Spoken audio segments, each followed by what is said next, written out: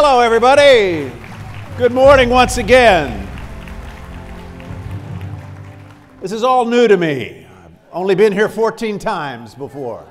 It's great to be back with you. I know so many of you, and I think the highest compliment to Imagine Solutions, to Randy and his team, is the fact that so many of you come back year after year. So give yourselves some applause for coming back. I really appreciate it. Thank you all very much.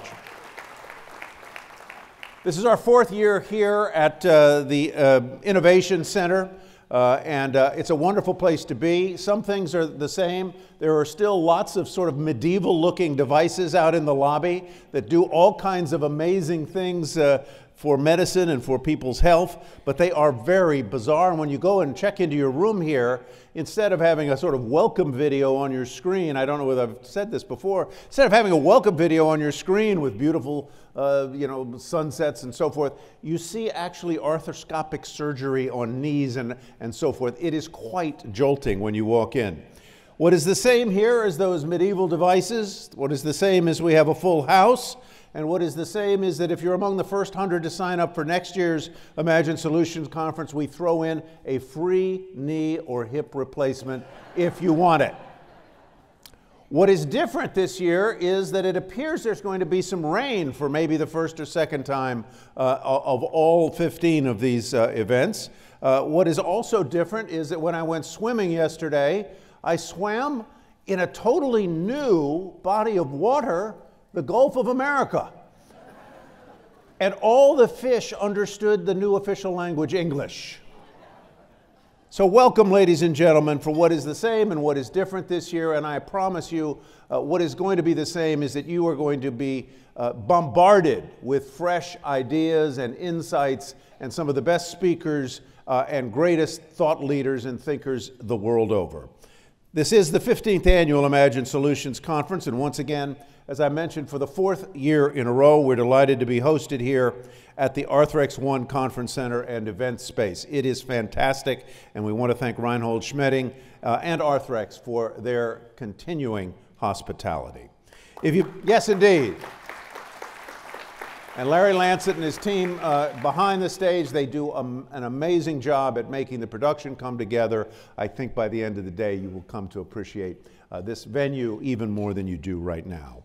If you've been here before, you know what you're in for. If you haven't, I promise you a day of learning, of laughter, enlightenment, and big ideas from some of the world's most accomplished individuals and greatest thought leaders. Our theme this year, in fact, is one day of big ideas, and you will, as the saying goes, be confronted with a real fire hose of ideas all day long. You will be drinking from that fire hose of ideas. You'll hear from leaders, creators, discoverers, scientists, cutting-edge researchers. You will hear from artists and many, many more. And what they all have in common is that they have impacted thousands, maybe even millions of lives the world over. So maximize your experience here. You'll get the most out of today's event if you get out of your own personal comfort zone. You all know a lot of people in the audience. You're friends with one another. But I ask you to reach out to the people you don't know and get to know somebody, because it's the connections that really make this day come alive. While we generally don't take questions from the audience, and we're not going to vary from that this year for a variety of reasons, get to know some of the people you don't know. Go up and speak to some of the speakers whom you'll see during the breaks and at lunch. They are eager to exchange ideas with you, to engage, and to get to know you. That's where you can get your answers to the questions you have in a much more intimate session. So step up, lose your shyness, and engage with those speakers as well. We're going to begin today's program in a little bit of a non-traditional way for Imagine Solutions. We're going to do an interview right off the top, and I'm going to conduct it. We usually don't do interviews, again, for a variety of reasons.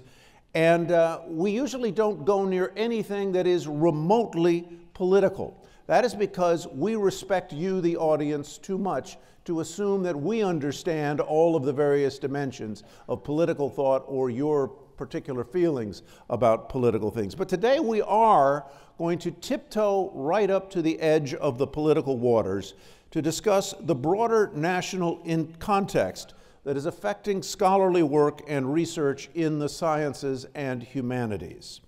So our mission in stepping up to the edge of the waters politically is very particular and very narrow. We choose to do it because for the first time in Imagine Solutions' 15-year history, we have had 5 speakers withdraw at the last minute. So the speakers you may have expected to see who are represented in your program books, some of them will not be here today. Now, on the surface, the fact that a few speakers canceled on us last minute is not big news. It's not stop the presses kind of stuff. Things happen. But in this case, the reasons for the withdrawals are notable. One was a medical matter, that's understandable. But 4 others, Katie Kwan, Peter Lee, Jeffrey Rosen, and Tammy Ma, said in effect that they were not able to leave their posts given the uncertainty surrounding federal grant monies, research funding, and program staffing. They were, my word not theirs, too frightened to come. Now that is interesting. That is worth lingering on and thinking about for a moment. Again, Imagine Solutions is scrupulously nonpartisan, but because the organization is known for thought leadership in science, technology, medicine, education, exploration, federal defense, and because so many of our guests over the years have come from a world that depends on federal grants and funding, we thought it would be wise at this important moment, maybe pivotal moment in history, to explore the context a little bit deeper right at the beginning of our program today. The idea is not to debate whether what is going on in Washington at high speed is right or wrong, whether it is overdue or overdone or a little of both. It's to consider what's happening, the facts, and what the impact is or could be, and what the future may hold. To do that, for about 15 minutes, we are joined by Adam O'Neill. He's a correspondent in the Washington, D.C. bureau of the best magazine in the world, The Economist, a magazine known for analyzing key trends and valuing facts. Again, the idea is to scene set and level set, to examine facts, not to take sides at this potentially pivotal moment in history. With that said, too many words, I know. I won't talk again as long as I just did there, but I wanted you to understand exactly why we're beginning the way we are beginning and what the mission of this first segment is. With that, please welcome to the stage Adam O'Neill of The Economist. Adam?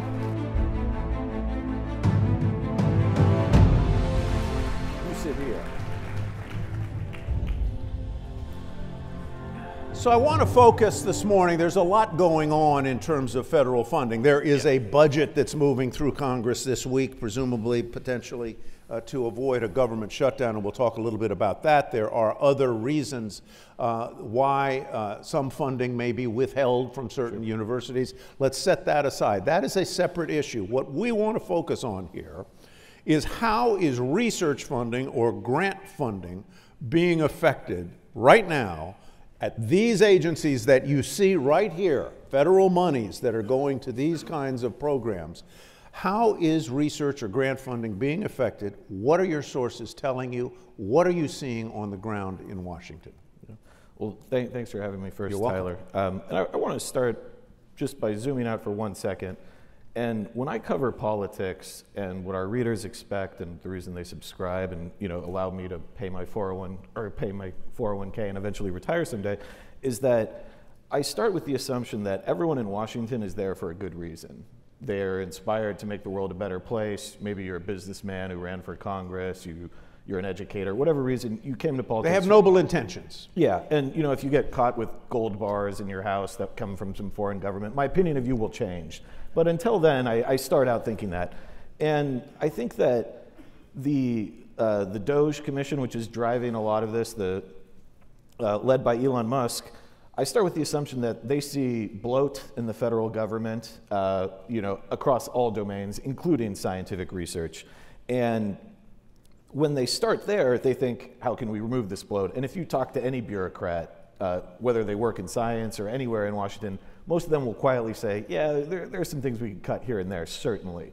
But as someone who writes a lot about business and economics and how they interact, I think one thing business people don't like is uncertainty. And I think that also applies to science.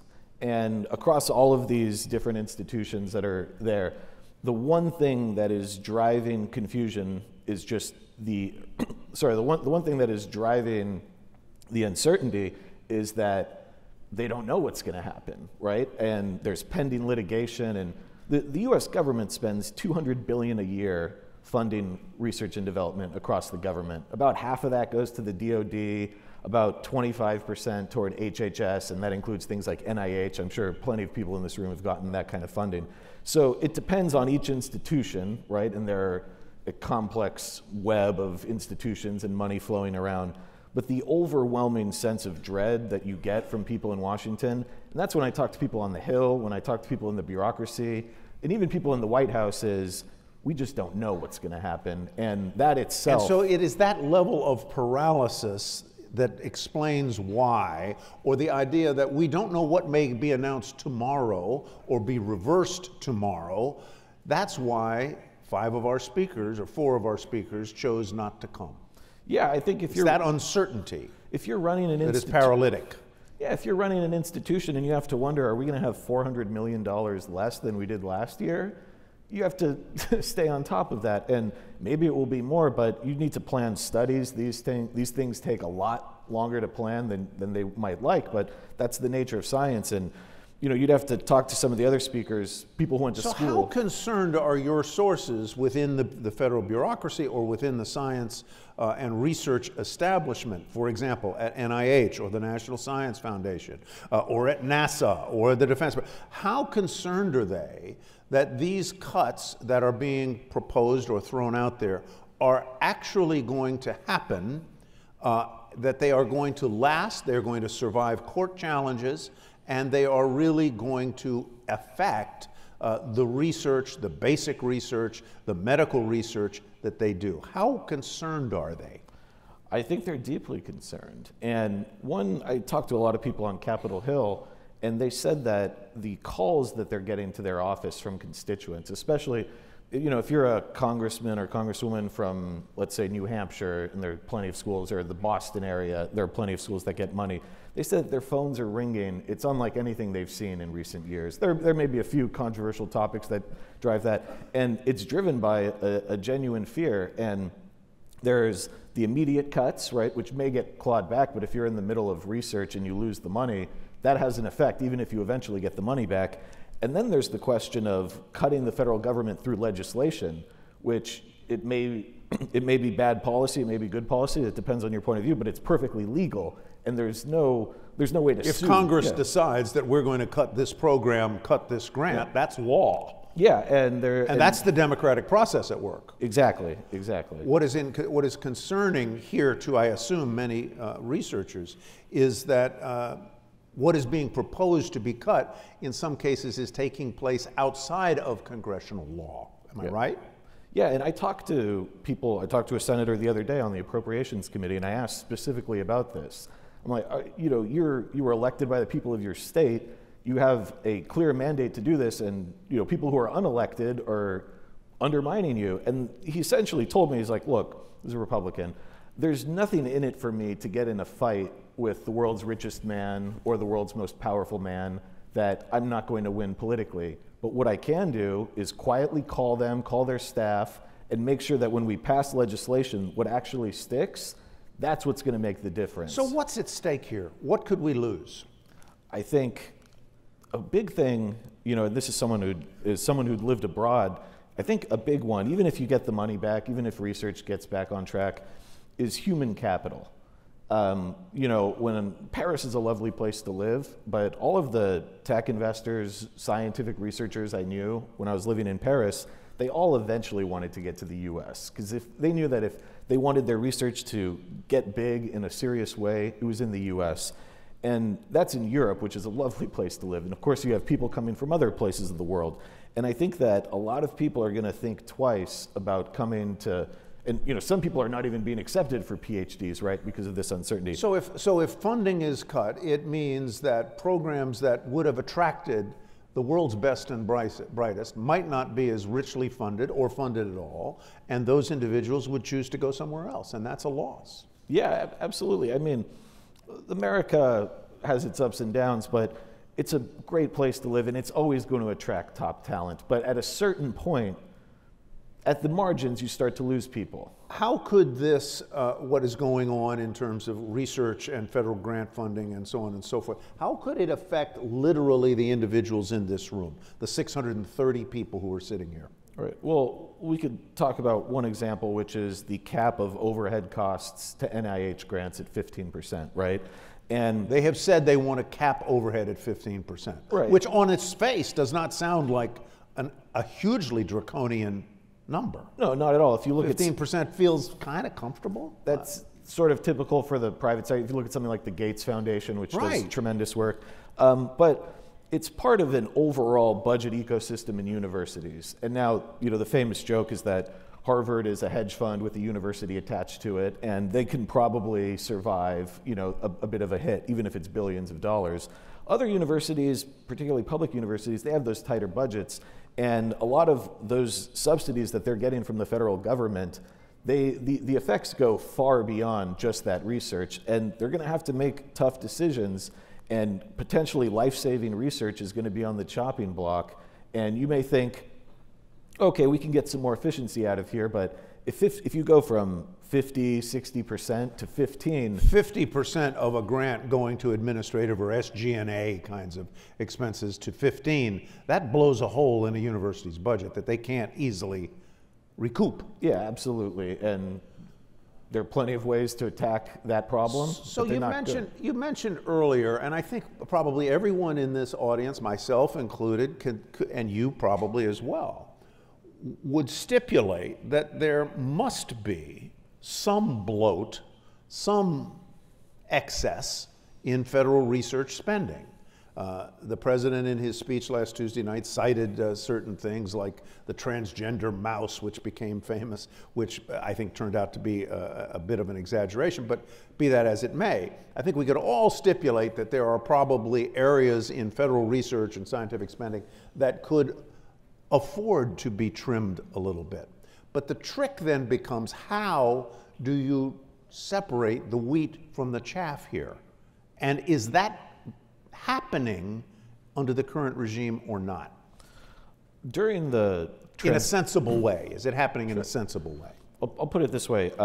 During the transition period, I talked to someone working on the transition about when DOGE was announced. And I said, what is this going to be, like a blue ribbon commission? Are they going to have any real power?